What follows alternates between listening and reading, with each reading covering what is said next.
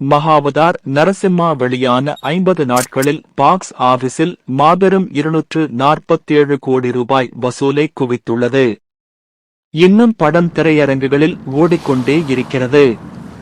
கிளிம் productions மற்றும் ஹோம்பாலி films தயாரித்த இந்த படம் 2025ஆம் ஆண்டு பாலிவுட் பாக்ஸ் ஆபீஸில் பல பெரிய சாதனைகளை முறியடித்தது. அனிமேஷன் திரைப்படமான இது வெளியான முதல் நாளிலேயே பாலிவுட் பாக்ஸ் ஆபீஸில் அதிக வசூல் பெற்று முதல் 10 அனிமேஷன் படங்களில் இடம் பிடித்து சாதனை படைத்தது.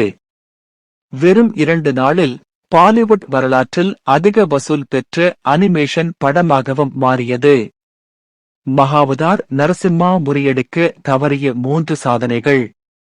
பாலிவுட்டில் அதிக வசூல் செய்து அனிமேஷன் படமாக உருவெடுத்த பின்னர் மகாவதார் நரசிம்மா பாக்ஸ் ஆபீஸில் தொடர்ந்து பெரும் தொகைகளை குவித்துக் கொண்டிருக்கிறது.